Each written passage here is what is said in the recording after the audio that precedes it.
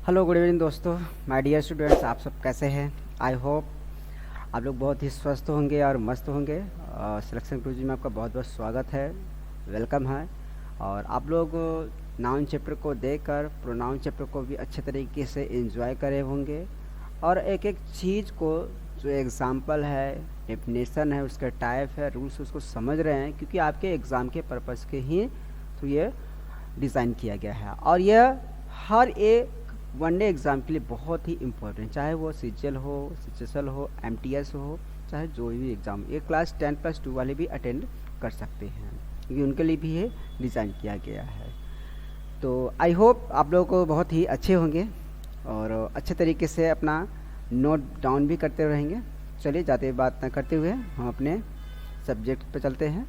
और जैसा कि मैंने बताया था कि बाकी भी क्लासेस यहाँ पर हेल्ड किए जा रहे हैं, चलाए जा रहे हैं सर के द्वारा। जैसे कि पहला क्लास आपका है जीएसजी के सुबह 6 बजे सतीश सर के द्वारा। उसके बाद रीजनिंग चलता है सुबह 7 बजे योगेश सर के द्वारा। फिर मैथमेटिक्स प्रैक्टिस से चलता है 8 बजे दीपक सिंह सर द्वारा। उसके बाद हिंदी का प्रैक्टिस से चलता है आपका 9 बजे सुबह जयशंकर सर द्वारा। उसके बाद मैं लेकर आता हूँ इंग्लिश चैप्टर 22 7 बजे, वो भी शाम को। उसके बाद मैथमेटिक्स चैप्टर 22 जल्द से जल्द शुरू किया जाएगा। चलिए बने रहिएगा। चलिए अभी तक हमने देखा प्रोनाउन चैप्टर में, उसके आगे हम बढ़ते हैं और जो भी है वो आपको बताने की हम कोशिश करते हैं। आज हम पढ़ेंगे इंट्रोगेटिव और रिलेटिव प्रोनाउन के बारे में। आखिर इसका मतलब क्या होता है, कहाँ का यूज होता है और कहाँ कहाँ से क्वेश्चन आते हैं, उस पर हम यहाँ पर बात करेंगे। ओके, करें कि आर यूज टू ऑक्स let us study WH family, जिसे हम बोलते हैं एक तो WH फैमिली। और यहाँ पर एक चीज़ और बताते हैं कि कौन कौन से होते हैं, जैसे कि रिलेटिव प्रोनाउंस में हु, हुम, विच एंड डैट। एक चीज़ और होता है यहाँ पर वाट भी होता है, जो कि रिलेटिव प्रोनाउन में ऐड करता है। कुल मिलाकर इंट्रोगेटिव प्रोनाउन किसे कहते हैं, जो प्रश्न पूछने का काम करें। सीधी सी बात है, प्रश्न पूछा उसका जवाब मिला तब समझिएगा वो जो वर्ड है WH से स्टार्ट है वही आपका क्या है, इंट्रोगेटिव प्रोनाउन। जैसे कि what is your names, who are you, where are going, WH आ रहा है ना, तो इस केस में हम क्या कहते हैं, जो WH से स्टार्ट होता है वही आपका क्या है, इंट्रोगेटिव प्रोनाउंस है। जैसे कि अब क्या हो गया, हु, पहला हो गया what is your name, okay. और दूसरा मान लीजिए हु इज ही, वह कौन है। तो पहला और ये दूसरा हमने जो देखा यहाँ पे WH से स्टार्ट है, ये भी WH से स्टार्ट है, तो दोनों में यहाँ पर प्रश्न पूछने का काम किया जा रहा है, लेकिन उसका रिप्लाई आंसर मिलेगा। ओके, तो यही कहने का मतलब है। अब आती है यहाँ पर ठीक है बात कि कौन कौन से है आपके हु, हुम, विच और डैट, ये तो रिलेटिव प्रोनाउंस भी होते हैं। और वाट, इनको अगर इंक्लूड कर दे तो ये आपका इंट्रोगेटिव प्रोनाउंस होता है। इंट्रोगेटिव प्रोनाउंस से हु, हुम, विच, वाट, ओके, ये सब आते हैं। और क्या क्या, अब एक चीज़ और चीज़ है, इंट्रोगेटिव प्रोनाउंस को कैसे आइडेंटिटी करें और रिलेटिव प्रोनाउन को कैसे आइडेंटिटी करें। एक चीज़ याद रखिएगा, जब भी इंट्रोगेटिव प्रोनाउन आते हैं तो हमेशा वो पहले ही आते हैं आपके। जैसे कि यहाँ पर देखिए what is your name, who is he, तो ये आपका इंट्रोगेटिव प्रोनाउंस कहलाते हैं। अब बात आती है कि रिलेटिव प्रोनाउन को कैसे आइडेंटिटी करें। सीधी सी बात है, जब भी ये प्रश्न किए जाते हैं तो हमेशा ये आपके सेंटेंस के बीच में ही मिलेंगे। जैसे कि लिख देते हैं I know who is boy, ठीक है, मैं जानता हूँ वो कौन सा लड़का है। तो यहाँ पर ये जो W दिया है ना बीच में, तो यहाँ पर एक रिलेट कर रहा है, क्या कर रहा है, रिलेट कर रहा है। एक भी और बताता हूँ, it is I who can solve this problems, मतलब इट इज़ आई, या मैं ही हूँ जो इस सवाल को हल कर सकता है। एक और बात मज़ेदार है कि इंट्रोगेटिव जब प्रोनाउन आते हैं तो उस प्रश्न पूछने का काम करता है, जबकि रिलेटिव प्रोनाउन आएगा तो उसका जो हिंदी अर्थ निकल के आएगा ज शब्द से होगा।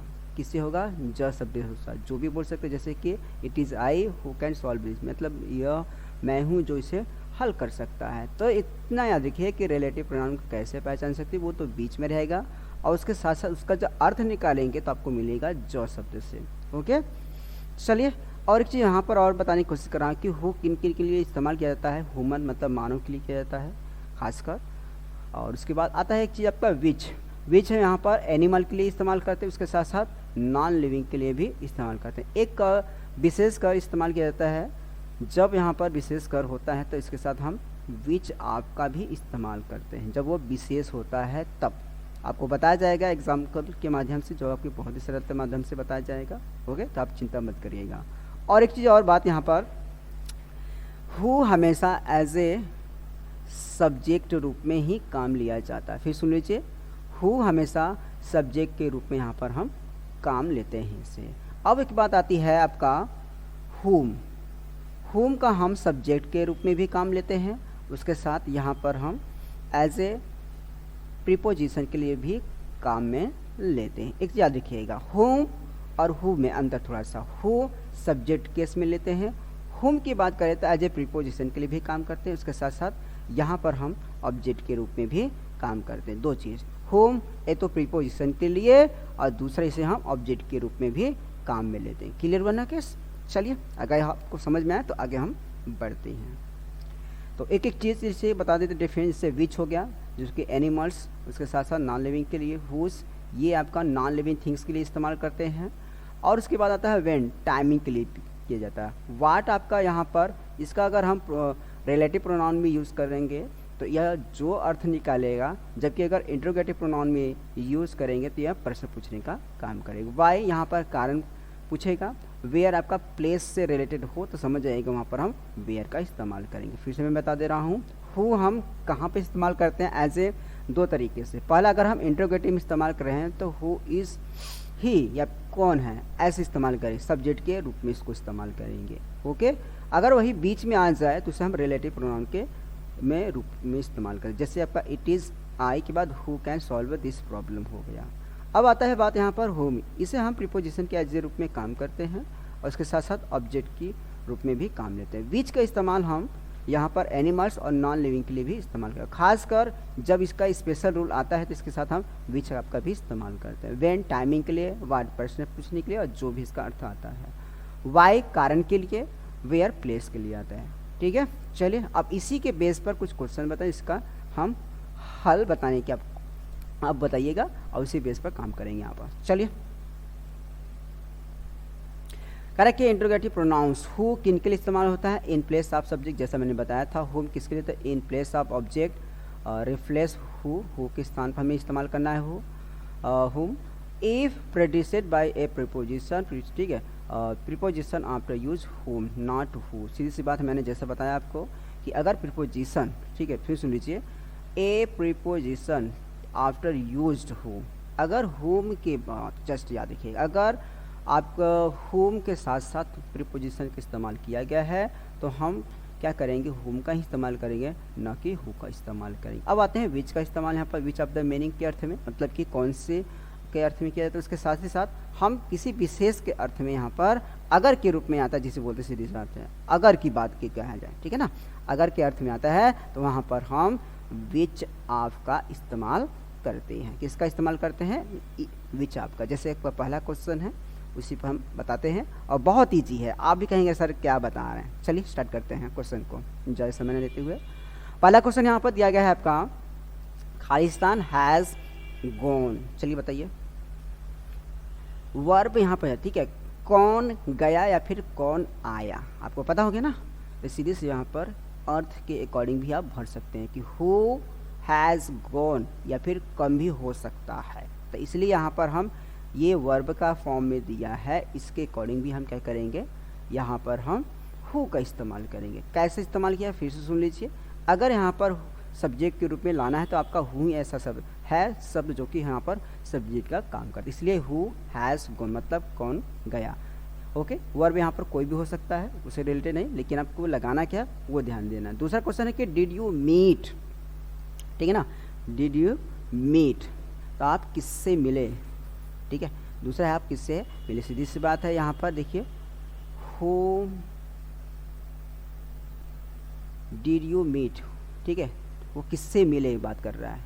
यहाँ पर देखिए डायरेक्ट प्रश्न पूछ रहा है whom डिड यू मीट, किससे मिलने की बात कर रहा है, मतलब यहाँ पर कैसे ये ऑब्जेक्ट के रूप में यहाँ पर काम कर रहा है, ठीक है, क्यों कर रहा है, जैसे कि यहाँ पर देखिए किसी से बात कर रहा है, तो यहाँ पर होम के बाद डिड यू मीट, किससे तुम मिले, कोई प्रश्न कर रहा है ना, कि अगर यहाँ पर हु लगाएं, जैसे मान लीजिए कोई प्रश्न करेगा सर यहाँ पर हु लगाए, तब उसको भी बता रहे हैं, अगर हु लगाओ तो क्या निकलेगा अर्थ, हु डिड यू मीट, ठीक है, तो कौन मिला तुमसे, ऐसे नहीं होना है कि किससे तुम मिले, इसका अर्थ ये निकालोगे तब बेटर मिलेगा, तो इसलिए यहाँ पर होम शब्द जो आएगा ये ऑब्जेक्ट की का काम करता है, इसलिए यहाँ पर हमने होम लगाना है, ठीक है ना।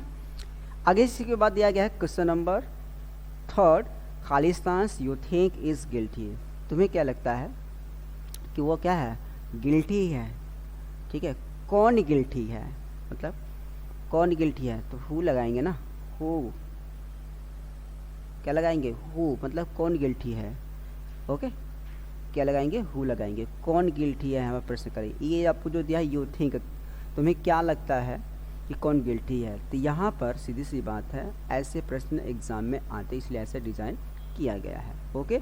और चीज़ और रही बात यहाँ पर इससे रिलेटेड नहीं, ये बंदा इससे काम कर रहा है कि कौन यहाँ पर गिल्टी है, तो ऐसे प्रश्न आपको सिर्फ ये जो थिंक दिया एक्स्ट्रा ये आपको फंसाने के लिए आते हैं, तो आपको फंसे नहीं, बस समझिए यहाँ पर क्या लगेगा, ओके। तो हु के बाद यहाँ पर यू थिंक इज गिल्टी, कौन गिल्टी अपराधी है, ओके। अब इसके बाद आता है क्वेश्चन नंबर 4, ठीक है, तीसरा भी क्वेश्चन आपका डन हो गया। चौथा क्वेश्चन है कि नोज यू, तुम्हें कौन जानता है, सीधी सी बात है कौन जानता है ना, तो हु का यहाँ फॉर्म राइट करेंगे, यहाँ पर सब्जेक्ट का भी काम कर रहा है, हु नोज यू, ठीक है, यहाँ पर हुम नहीं इस्तेमाल करेंगे, यहाँ पर क्योंकि डायरेक्ट यहाँ पर देखिए वर्ब का फॉर्म दिया है ना, वर्ब दिया था, आपको पता होगा कि वर्ब के जस्ट पहले आपका सब्जेक्ट होता है, ऑब्जेक्ट नहीं होता है ना, इसलिए हम हु का यहाँ पर इस्तेमाल करेंगे, ओके। वैसे भी आप अर्थ जब निकालेंगे तो वैसे भी आप अच्छे से लगा सकते हैं। क्वेश्चन नंबर 5 2, उसके बाद आर यू नो, तुम्हें किसके द्वारा जाना जाता है, किसके द्वारा ना, तो लिखा देंगे हु, ठीक है। हुम एक चीज याद रखिएगा, हुम अगर शब्द आए तो ये लिविंग के लिए, अगर आपका हुज शब्द आए तो वो नॉन लिविंग के लिए इस्तेमाल करते हैं, इसलिए हम धड़ाधड़, जबकि दोनों का हिंदी अर्थ एक ही होता है, फिर सुन लीजिए, दोनों का हिंदी अर्थ एक ही होता है, क्या, किसका, ठीक है, किसे, ऐसे होता है। तो यहाँ पर जैसे कि टू होम आर यू, तुम्हें किसके द्वारा जाना जाता है, तो यहाँ पर हु जाए तो समझिए नॉन लिविंग है, हुम आए तो लिविंग के लिए, इसलिए यहाँ पर देखिए to whom are you know, तुम किसके द्वारा जाने जाते हो, इसलिए यहाँ पर हमने होम का इस्तेमाल किया है, जो कि आपका ऑब्जेक्टिव का काम किया है यहाँ पर, ओके।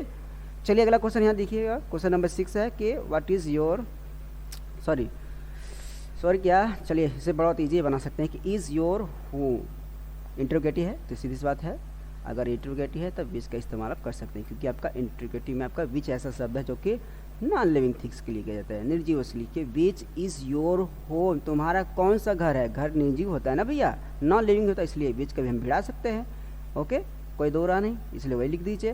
क्वेश्चन नंबर 7 है कि इज़ योर साइंस बुक, तुम्हारी कौन सी साइंस की बुक है, इसमें सीधी सी बात है कौन सी पूछा है, तो सीधी सी बात यहाँ पे क्या लिखेंगे 7 में, विच, क्या लिखेंगे विच, जैसे कि पहला कि यहाँ पर 7वां किया है, नंबर 6 किया, वैसे ही 7वां कर लेंगे, तुम्हारी कौन सा घर है और तुम्हारा कौन सी साइंस की बुक है, ओके, तो इसलिए 7 का भी ऐसे होगा। तो इस तरीके से हमने देखा इंटरोगेटिव में कैसे क्या भरना है और किस तरीके से। नॉन लिविंग के लिए विच का इस्तेमाल करेंगे एज ए सब्जेक्ट के रूप में जब काम करता है तो उस केस में, ओके। अगर ऑब्जेक्ट के रूप में काम करे तो हुम लिविंग के लिए, हुज नॉन लिविंग के साथ करते हैं, ओके। हु आपका सब्जेक्ट के रूप में यहाँ पर काम करता है, इसलिए हमने ऐसे रूप में हमको दर्शाए गए हैं, ओके। चलिए आगे बढ़ते हैं क्वेश्चन की तरफ। आगे क्वेश्चन यहाँ पर दिए गए हैं कि खालिस्तान ड्रेस डिड यू बाय, कौन सा ड्रेस आपने खरीदा, सीधी सी बात है, नॉन लिविंग थिंग ड्रेस होता है, इसलिए यहाँ पर विच भिड़ाइए ना, सीधे आंख बंद करके भाई, इतना इजी क्वेश्चन है। फिर यहाँ पर देखिए Khalistan you feel will you win the competition, तुम्हें मतलब कौन रेस जीत सकता है, ठीक है, कौन रेस जीत सकता है, तुम फील कर सकते हो, तुम महसूस कर सकते हो कौन प्रतियोगिता जीत सकता है, तो सीधी सी बात है कौन बार बार शब्द आ रहा है, तो हु लगाओ ना भैया, हु, ठीक है। इसके बाद you feel will win the competition, तो कौन कंपटीशन मतलब प्रतियोगिता जीत सकता है। जो यू दिए शब्द दिया है इससे कोई लेना देना ही नहीं है, ये केवल फंसाने के लिए लगा जाता है। यही ऐसे ही प्रश्न आपके कंपटीशन में आते हैं, वनडे एग्जाम में आते, इसलिए सीरियस समझ कर उसको काम लीजिए। ये आपका इससे रिलेटेड है, हु आपका इससे रिलेटेड है। Who will win the competition, अर्थ समझ में आ गया ना कि कौन प्रतियोगिता जीतेगा, आप क्या महसूस कर सकते हैं। तो 9 भी आपका बहुत ईजी था। ओके, 10 में है बाय के बाद खाली स्थान वाज डैट डन, क्या हुआ हो सकता है। क्वेश्चन नंबर 10 में सीधी सी बात है भैया, होम भिड़ा हो ना, by whom was that done मतलब उसके साथ क्या घटना घटे होगी। तो सीधी सी बात है यहाँ पर होम का इस्तेमाल करें, क्योंकि इसके सब बात ठीक है, हम ऑब्जेक्ट मतलब किसी के बारे में पूछ रहा है यहाँ पर, सीधी सी बात ऐसे भी यहाँ पर फील कर सकते हैं। अब बाई की बात, हालांकि हम हु का इस्तेमाल न करके हु का ही इस्तेमाल यहाँ पर करेंगे वैसे भी। ओके, चलिए इस तरीके से 10 भी आपका डन डन है। फिर से मैं समझा दे रहा हूँ क्वेश्चन नंबर 10 कि बाई के बाद यहाँ पर हुम का इस्तेमाल करना है, क्योंकि यहाँ पर देख सकते हैं अगर इसका अर्थ निकालेंगे तब पर भी हम यहाँ पर ऑब्जेक्टिव वाला केस लेकर आएंगे। बाई के बाद हु वाज डैट डन मतलब किसके द्वारा क्या घटित किया गया यहाँ पर बताने की कोशिश कर रहा है। एक चीज़ और, यहाँ पर वर्ब की ठीक है जस्ट यहाँ पर देखेंगे तो किसी के द्वारा किया गया बता रहा है, कृत है किसी के द्वारा, तो यहाँ पर हमने इसलिए हु न लगाकर हुम का इस्तेमाल यहाँ पर किए हैं। 11 है आप आ गया, देखो आप किसके लिए इस्तेमाल करते हैं आपको दिखा दे रहे हैं चार्ट में, सीधी सी बात है। स्पेशल रूल में आया था फॉलो बाय ऑफ, किसके साथ था ये, विच के साथ था, किसके साथ था, विच आपके साथ। सीधी सी बात है, हमेशा जब आप शब्द आए प्रीपोजिशन तो हमेशा आंख बंद कर कर एक ही बंदा है आपके पास, कौन है, विच है। तो सीधी सी बात यहाँ पर विच लिख दो, which of the room is he, उसका कौन सा कमरा है, कौन सा शब्द आया ना, कौन सा इसका हिंदी होता है, इसलिए ऐसे अर्थ में आए तो इसके साथ हम ऐसे इस्तेमाल करना है, which of the room is he. फिर उसके बाद कह रहा है कि खाली स्थान आप, फिर आ गया तो आप the worker is the most efficient, सीधी सी बात है विच ऑफ द वर्कर्स, क्या लिखेंगे, विच ऑफ द वर्कर्स। तो यहाँ पर भी हमने क्या इस्तेमाल करना है, विच का इस्तेमाल करना है, क्या इस्तेमाल करना है, विच का। तो इसलिए 11 भी और 12 में हमें क्या इस्तेमाल करना है, विच आपका ही इस्तेमाल करना है। आई होप आप लोग समझ गए होंगे, तो प्लीज़ ज़रूर नीचे कमेंट में ज़रूर करें हाँ सर नाइस कलर। अगर नहीं समझ में आता है तो आप ज़रूर कमेंट करिए सर कि नहीं समझ हमको फिर समझाइए, तो मैं श्योर पूरी तरीके से समझने की कोशिश करूँगा। चलिए आगे समझते हैं। अब हम बात करेंगे इंट्रोगेटिव से रिलेटेड, अभी कुछ और शब्द हैं उसको समझाने की कोशिश करते हैं और अब अच्छे से आप समझने की कोशिश करिएगा, ठीक है ना। चलिए क्वेश्चन है आपका खाली स्थान, उसके बाद यह है बुक इज डैड। चलिए बताइए क्या होगा। सीधी सी बात है, आपको अच्छे तरीके से पता है बुक क्या है, बुक क्या है, निर्जीव है। सीधी सी बात है भैया, यहाँ पर हुज भिड़ाओ ना, हुज तुम्हारी कौन सी किताब है, इसलिए आप यही भिड़ाइए, सीधी सी बात है।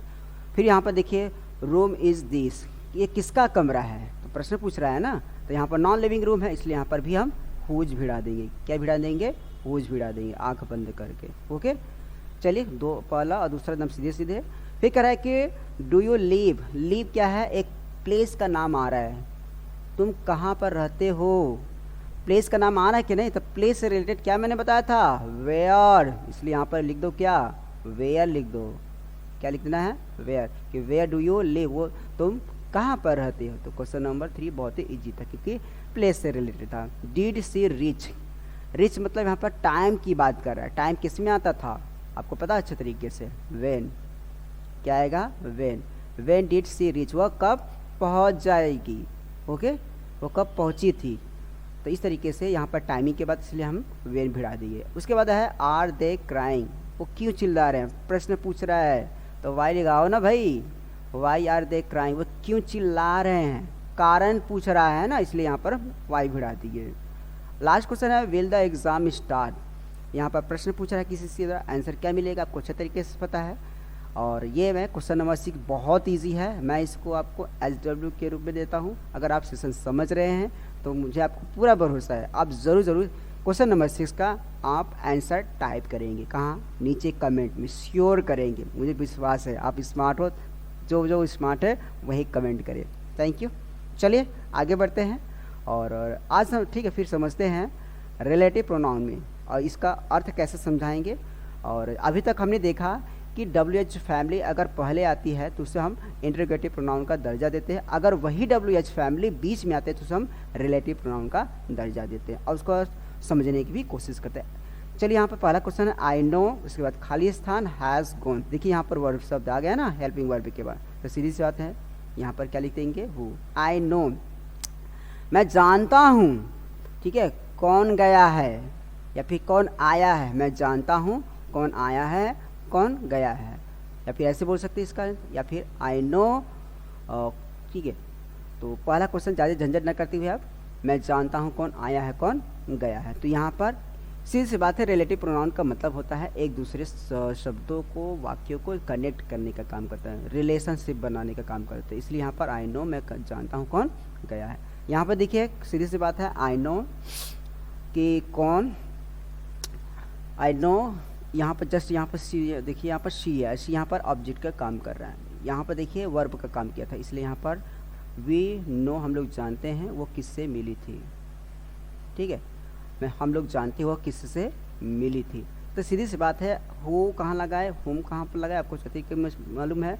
होम आपके साथ ऑब्जेक्ट का काम करता है, इसलिए यहाँ पर जो होम शब्द आया है ये ऑब्जेक्ट का काम कर रहा है। हम लोग जानते हो किससे मिली है, ऐसा अर्थ निकलेगा तो समझ जाइएगा यहाँ पर होम भिड़ाइएगा। अगर निकले यहाँ पर सब्जेक्ट का काम तो वहाँ पर हम हो का इस्तेमाल करेंगे, जैसे पहले वाले में। दूसरे वाले में क्लियर हुआ ना, क्योंकि यहाँ पर जो होम शब्द है वो ऑब्जेक्ट का काम कर रहा है। जैसे हम लोग जानते हैं वो किससे मिली थी। क्वेश्चन नंबर 3, दे नो वो जानते हैं व्हाट इज दैट फॉल्ट की किसकी गलती है। वे जानते हैं किसकी गलती है, विच, सॉरी वो जानते हैं किसकी गलती है तो विच करेंगे। क्यों करेंगे वो अब आपको बता रहे हैं, क्योंकि यहाँ पर रिलेट का काम करना है किससे, फॉल्ट मतलब गलती से बात करेंगे। दे नो वे जानते हैं किसकी गलती है, तो यहाँ पर इससे रिलेट कर रहा है, तो इसलिए यहाँ पर विच का इस्तेमाल करेंगे, ना कि हम हु भिड़ा दें क्योंकि बॉयज आया है, ऐसा ना करिएगा, ठीक है। तो they know which boy is fault. Question number 4 देखते हैं द गवर्नमेंट्स, ठीक है। यहाँ पर नॉन लिविंग आ गया, इसलिए यहाँ पर हम सीधी सी बात है कोई ना चूज करते हैं विच का इस्तेमाल कर देंगे सीधी सीधे, और कुछ नहीं। क्यों, क्योंकि आपका गवर्नमेंट सब भैया नॉन लिविंग थिंग्स है ना, तो काहे ज़्यादा सोच रहे हैं, इसलिए क्वेश्चन नंबर 4 आपका यही लास्ट। इसके बाद क्वेश्चन नंबर 5 है the Saraswati is rivers whose disappearance is the mystery. सीधी सी बात है, मैंने आपको बताया था ऐसे केस में जो शब्द आया है हुज है ना, क्या है हुज शब्द आया है, तो यहाँ पर इसका इस्तेमाल ना कर हम किसका, पहले इसको तो कट कर देंगे, क्योंकि याद रखिएगा ये आपका ऑब्जेक्ट का काम ना करके यहाँ पर हमें सब्जेक्ट वाला काम कर देंगे, क्योंकि यहाँ पर विच का इस्तेमाल करना है। विच वो भी कैसे, विच का ही इस्तेमाल करें, जैसे कि the Saraswati is the which, ठीक है, Saraswati is the river which disappear is the mystery. मतलब सरस्वती एक ऐसी नदी है जो कि बहुत ही रहस्यमय तरीके से गायब हुई है, तो इसलिए क्वेश्चन नंबर 5 में हमें हुज न लिखकर यहाँ पर क्या लिखेंगे विच, क्योंकि यहाँ पर हुज का अर्थ किसको हो जाएगा और विच का मतलब जो हो जाएगा, इसलिए रिलेट करना है सीधे सीधे, तो ऐसे हम राइट करेंगे। ओके, चलिए आगे बढ़ते हैं और आज के आपके लास्ट क्वेश्चन है यहाँ पर, और इसको समझने की कोशिश करते हैं। कह रहा है कि if know wonders teach learns and discovers are follow by the infinity, to verb का first forms plus WH family preceded is the infinity. सीधी सी बात है, नो शब्द आए, वंडर शब्द आए, टीच शब्द आए, लर्न और उसके साथ साथ डिस्कवर, ऐसे 5 वर्ड मैंने अगर इनके साथ वर्ब दिया हो, उसके साथ ही साथ इनके साथ मतलब टू दिया हो और प्लस वर्ब का फर्स्ट फॉर्म दिया हो, तो ऐसे केस में इनके साथ कोई ना कोई WH फैमिली होनी ही चाहिए। ये मैं समझाने की कोशिश करूँ। पहले हम क्वेश्चन नंबर 6 देख रहे हैं। कह रहा है कि his friends Sohan lives in a colony whose. सीधी सी बात है, हुज ना होकर हम क्या करेंगे, द के बाद यहाँ पर जस्ट यहाँ पर क्या करेंगे, विच, क्या करेंगे, विच ऑफ करेंगे। क्या करेंगे कि his friends Sohan lives in a colony the name of which, क्योंकि अर्थ अच्छे से निकालोगे तो भी आप अच्छे से पहचान जाओगे। आपको बताया गया क्योंकि यहाँ पर विशेष अर्थ में भी किया जा रहा है। ओके, तो उसका सोहन दोस्त जानता था कि उस किस कॉलोनी में रहता था। किस शब्द आया है ना, फिर सुनिए, किस शब्द आया था, हुज तो भिड़ाओगे नहीं भैया, तो हम क्या करेंगे, स्पेशल रूप में आया है कौन शब्द, इसलिए क्या करेंगे, नेम के पहले द भिड़ा दीजिए और नेम के बाद विच आपका इस्तेमाल कर लीजिए। किसका इस्तेमाल कर लीजिए, विच आपका इस्तेमाल कर लीजिए। इसलिए क्वेश्चन नंबर 6 में आपका ये फॉल्ट था। 7 में देखिए, सी नोस, वो जानती है कि द प्रॉब्लम, क्या घटना था, समस्या क्या था। सी नोस वाट द प्रॉब्लम, क्या समस्या था। हाउ टू सॉल्व, देखिए टू आ गया यहाँ पर शब्द गुरु, क्या आ गया टू, इसलिए यहाँ पर सीधे सीधे हाउ भिड़ा दो। क्या भिड़ा दो, हाउ। क्यों यहाँ पर भिड़ाएंगे, सीधी सी बात है, यहाँ पर देखो टू के बाद आपको सॉल्व शब्द दिया, मतलब टू दिया है इंफिनिटी टू प्लस वर्ब का फर्स्ट फॉर्म, तो ऐसे केस में आपको हाउ लगाना ही लगाना, ऐसे समझ चाहिए, ठीक है ना, याद रखिएगा। क्वेश्चन नंबर 7 भी डन। अब यहाँ पर देखिए, वे वंडर्स, नो, टाट, अभी जस्ट इसके बारे में बताया है, तो सीधी सी बात है, आंख बंद करके आई वंडर्स व्हाट टू डू, ठीक है, मैं बहुत, ठीक है, हम लोग बड़े आश्चर्य में हैं कि क्या करें। तो यहाँ पर सीधी सी बात है, मैंने बताया था इंफिनिटी टू के साथ अगर वर्ब फर्स्ट फॉर्म में दिया, उसके पहले कोई भी WH फैमिली आनी चाहिए, तो हम लोग बड़े आश्चर्य हैं कि हमें क्या करना चाहिए। 8 भी आपका done done done done.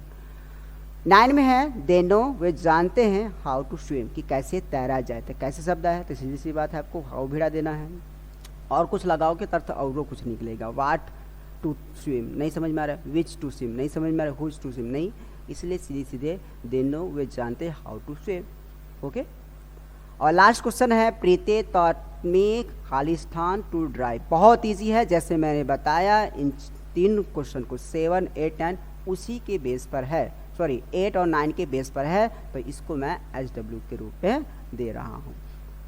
I hope मेरा सेशन आपको बहुत ही अच्छा लगा, आप बहुत अच्छे से एंजॉय भी कर रहे हैं, आप बहुत स्मार्ट भी हो रहे हैं, आपके ऊपर मुझे पूरा भरोसा है। चलिए आज के लिए बस इतना ही, तो मिलते हैं अगले क्लास में भरत सर के साथ सिलेक्शन गुरुजी में। आप आंसर को ज़रूर कमेंट करेंगे, आप वही लोग कमेंट करेंगे जो स्मार्ट है, ठीक है। तो मिलते हैं नेक्स्ट क्लास में, तब तक के बने रहिएगा, अपने स्वास्थ्य का ज़रूर ख्याल रखिएगा, क्योंकि आपको एग्ज़ाम भी देना है और अच्छे से मुस्कुराना है। चलिए, टेक केयर, बाय बाय, जय हिंद, जय भारत।